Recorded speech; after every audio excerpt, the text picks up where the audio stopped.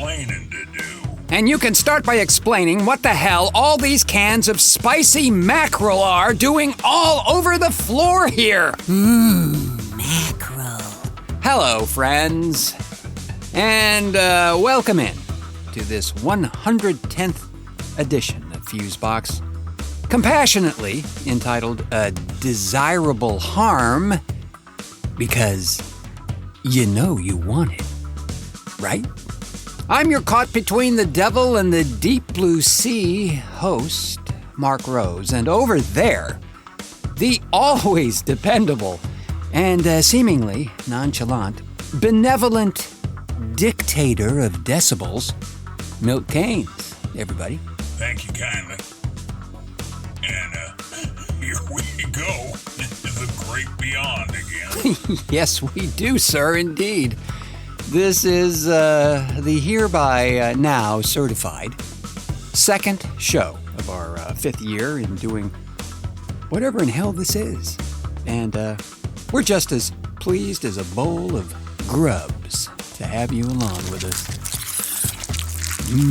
Grubs. Yes, we did indeed have some fun on the last show doing a little Q&A with yours truly here.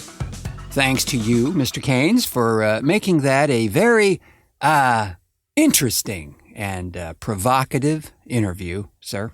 Yeah, that was fun. Although, I gotta say, man, I am a bit disappointed that you didn't get the chance to actually face the spatula.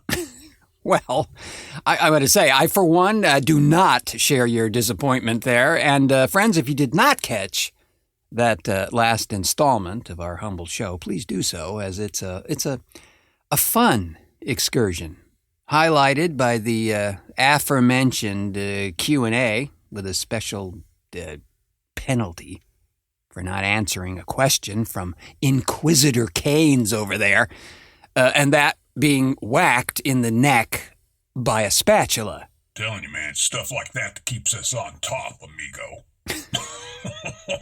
Oh, for sure it does, Mr. Keynes. God. I want to mention, by the way, that we did receive a message from our fearless leader here on the Overnightscape Underground channel. Yes, the one, the only, Frank Edward Nora, who... He told us we had 30 days to move out. Well, not quite, thankfully. Because I'm not doing this show from under a bridge. Again? Indeed. No. Frank was, as always, most gracious and absolutely wondrously tangential, just the way we like it here on Fusebox. Go ahead, Mr. Keynes, if you would, and give that one a spin. Hey, this is Frank Edward Nora from the Overnightscape, and I want to congratulate you guys, Mark, Milt, and the rest of the gang on 5 years on the Overnightscape Underground. I love your show. I love having you here on the Overnightscape Underground. And I missed the 5th year anniversary show. I just got home from work. In fact, this is my first day back to work. In 2019, I had a week and a half off. And I have to say, I have my notes right here from December 3rd, 2018. Mark Rose. Hey, gang, Fusebox will be commemorating the start of its 5th year on OnSug. And I wrote it all down, and it was on my to-do list. And then it got lost in the shuffle. Oh, my God, I'm sorry. But anyway, I was absolutely intending on trying to make it for your 5th anniversary show. Hopefully you can play this on a subsequent show. I am very sorry. What else do I have written down here? I have some weird notes.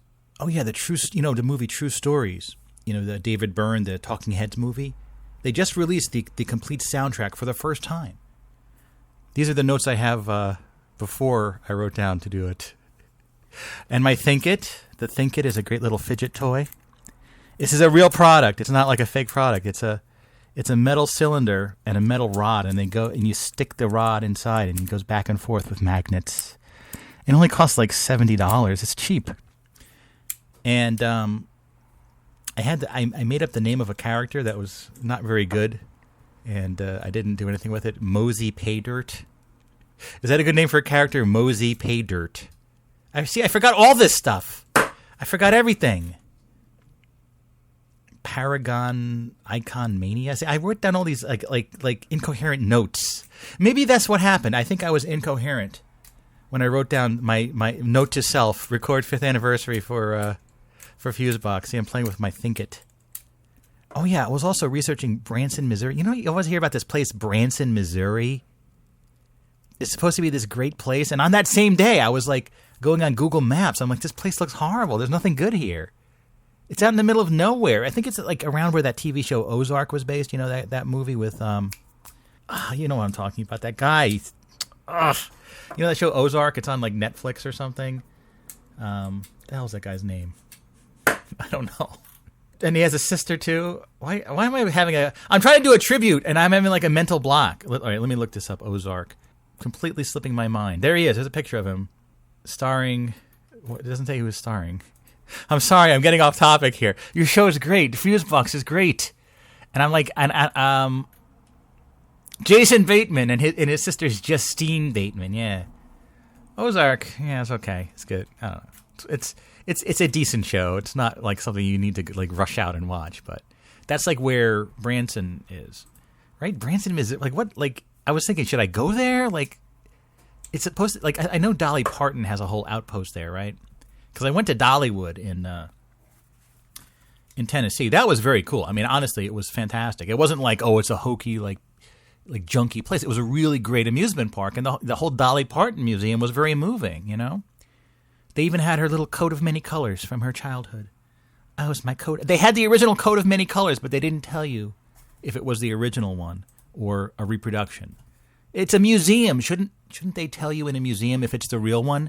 Because they were so poor. And this theme park is in the same town. It is like this like weird little town, Pigeon Forge, Tennessee. They built the theme park in her town. And then the whole thing burned down. And everyone, we said, oh, we're going to Dollywood. They're like, oh, my God, it all burned down. We went there. We saw no evidence of any fire whatsoever. It was so weird. And that, oh, yeah, it was the other side of the forest that burned down.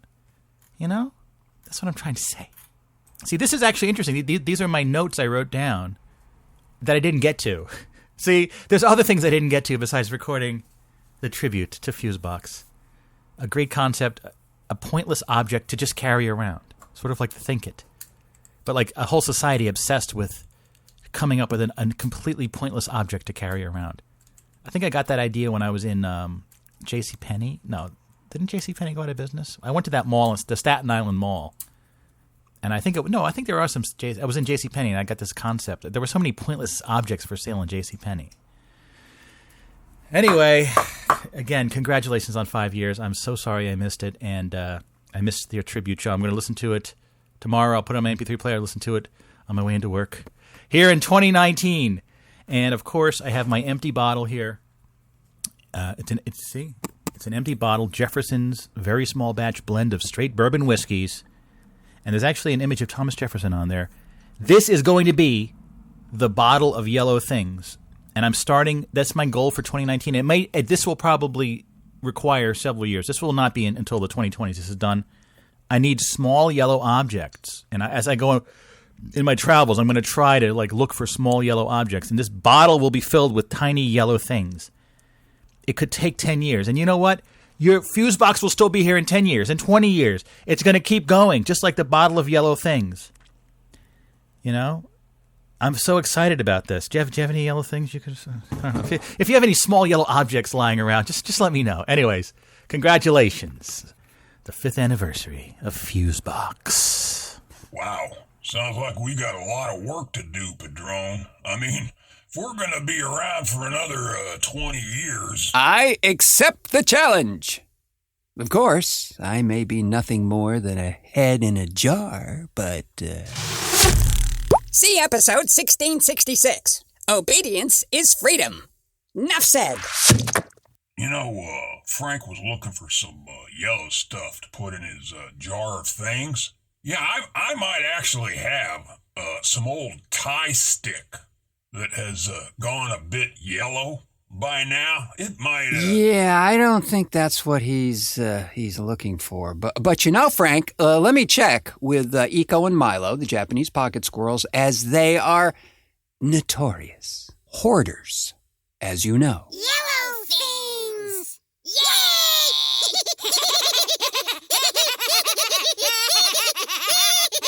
I might even ask Tid Trentwell, too. He's got those travel-sized bottles of thigh oil he uses all the time. Oh, good point, yeah.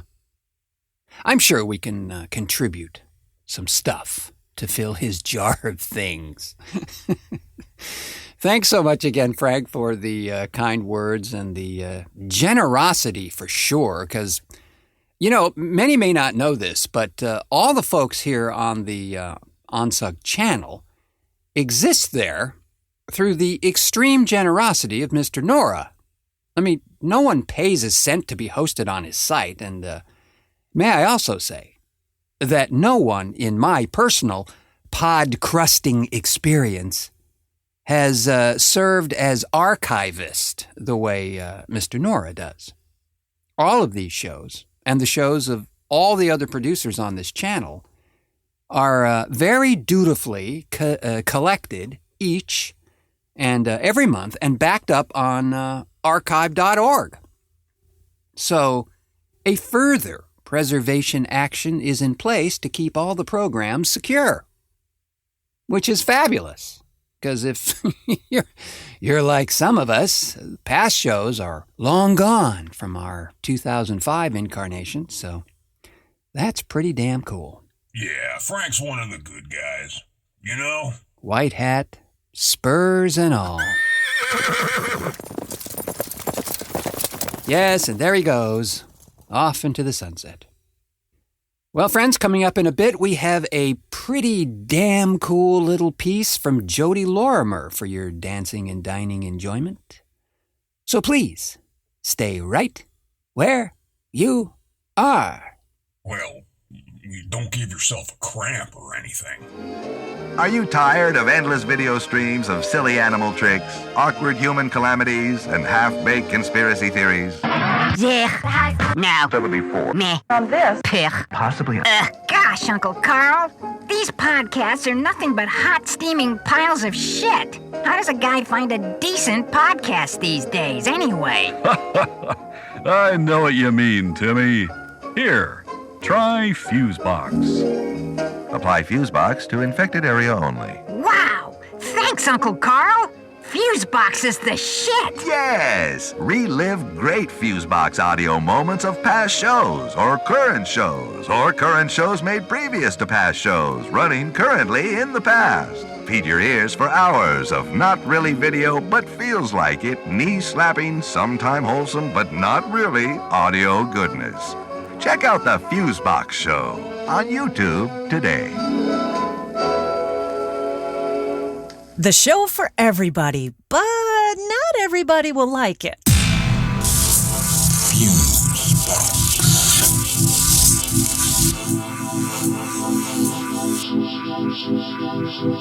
So, we're still closed, yeah? Yeah, locked up tight, son. Well, friends, as many who live in the U.S. certainly must be aware, the federal government, at least as of this recording date, part of it is officially closed for business. Yeah, but just the essential part.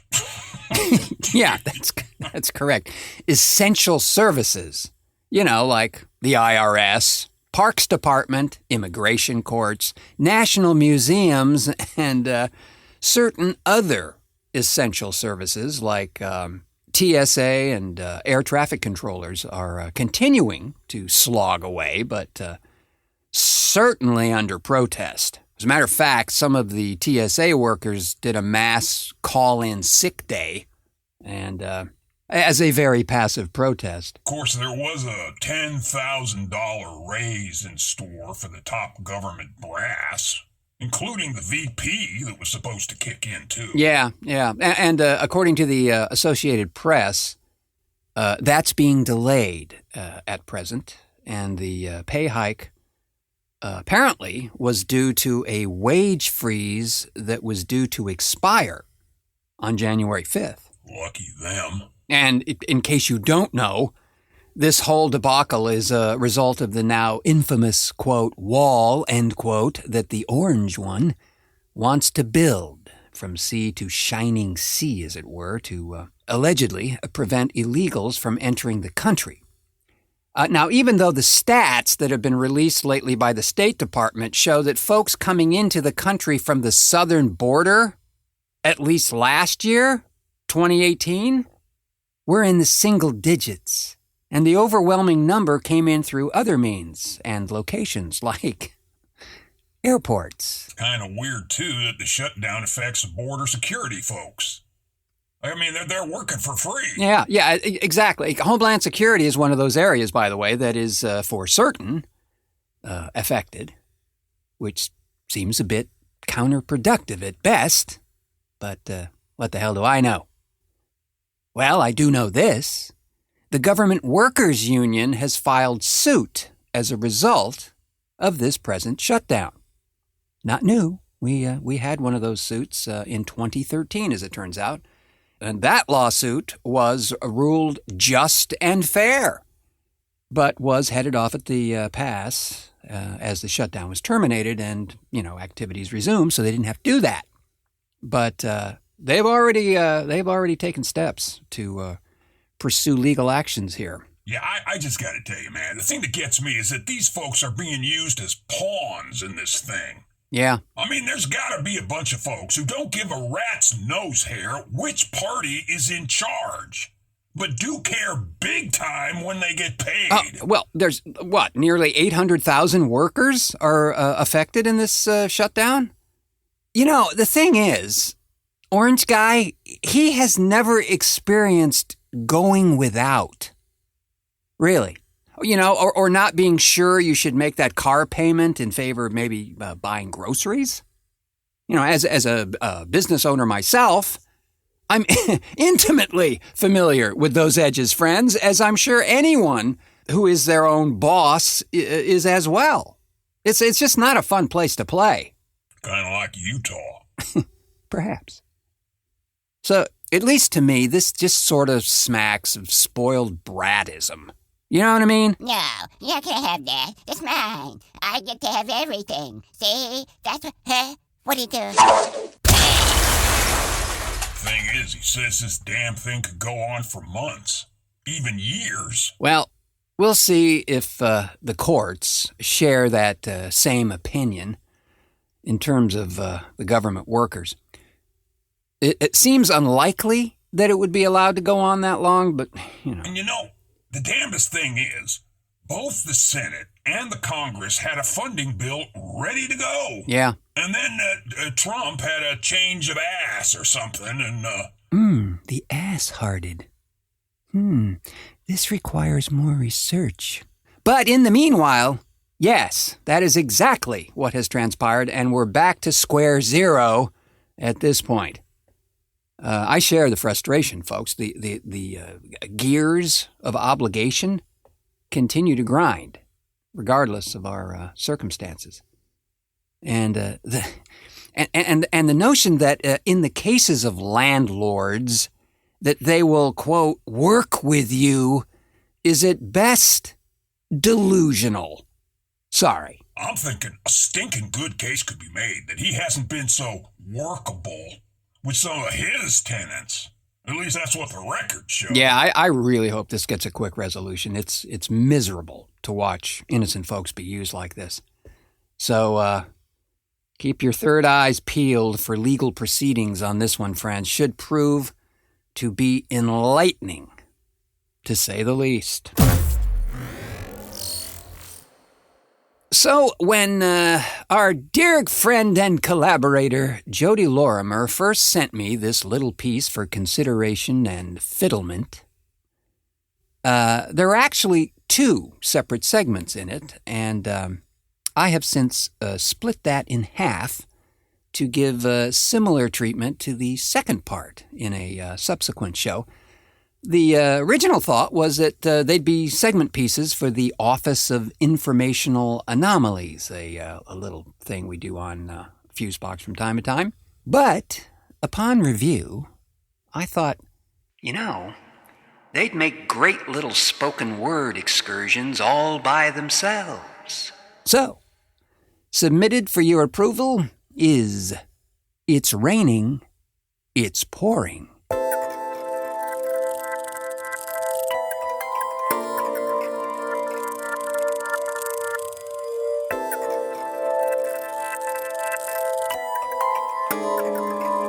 Every night around bedtime, the people in the little English village of Ipswich on the sea would hear a sing-songy old nursery rhyme drifting through the darkening fog.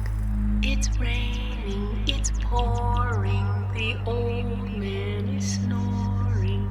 Went to bed, bumped his head, and didn't get up in the morning.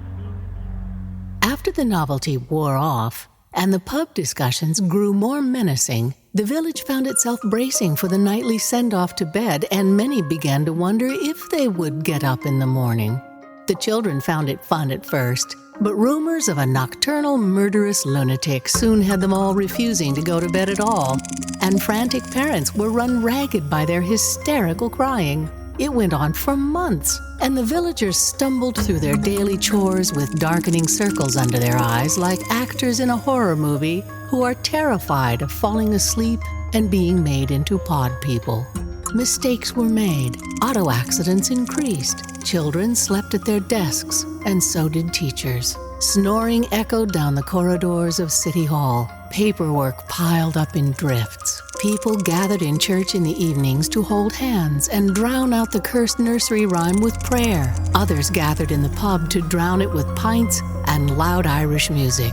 When they were awake, attempting to live their now relinquished normal lives, the earworm was there in their heads, chanting, "Didn't get up in the morning." Eventually, the song wasn't heard only once a night, but would play intermittently all night long, driving terrified people to drastic measures far beyond earplugs and pillows over their heads. Some lined their bedrooms with layers of acoustic tiles. Others wore headphones and listened to horrific news from the BBC, which didn't help them sleep either.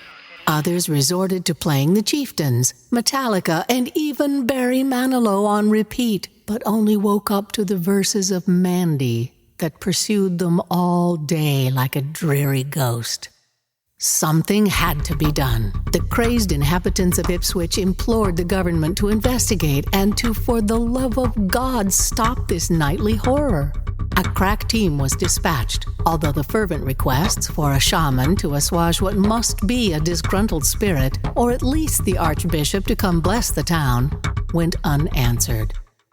A team of electricians finally tracked the offending audio to an industrial park, where, for whatever peculiar reason, the alarm system had been set up not to ring, but to play the nursery rhyme to frighten potential bandits. Apparently, the creep factor made it very successful as a deterrent. The alarm, it was discovered, was being triggered by the nocturnal scuttling of spiders across the lens of a security camera linked to the system. That it was spiders making the village insane somehow seemed fitting and particularly sinister until it was explained that they were just small, insignificant spiders, not gigantic, diabolical ones. The owners of the industrial park turned the volume down, and the jittery people of Ipswich began to return to a normal life.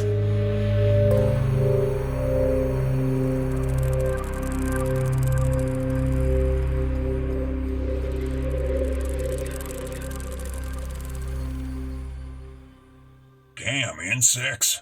They get into everything.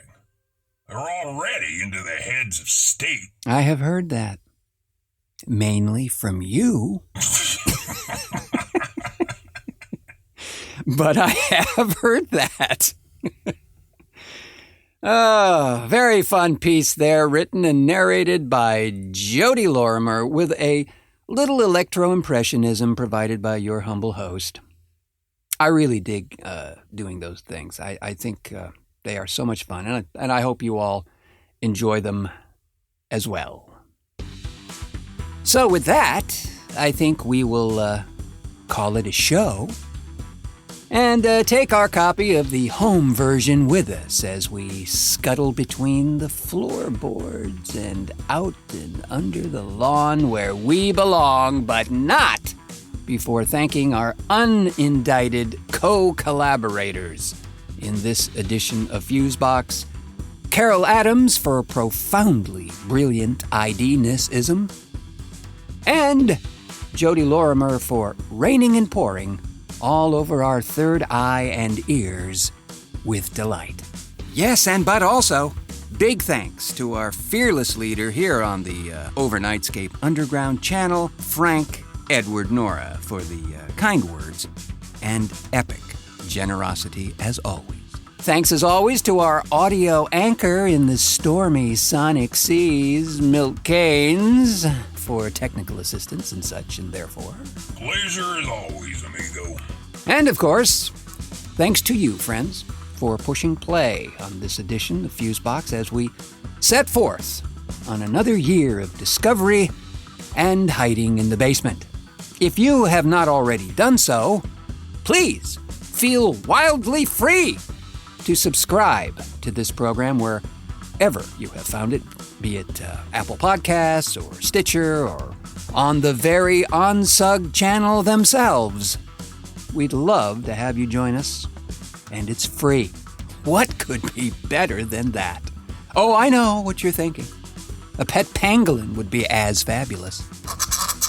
Just like old Sparky there, but in lieu of that, friends, subscribing to this program will just make you feel better about yourself, and rest assured, we never share information about any of our subscribers to Russian think tanks or online retailers, except the ones that pay us. So, I have been your yelling frantically at the guy on TV host, Mark Rose, saying, until our next cartoon.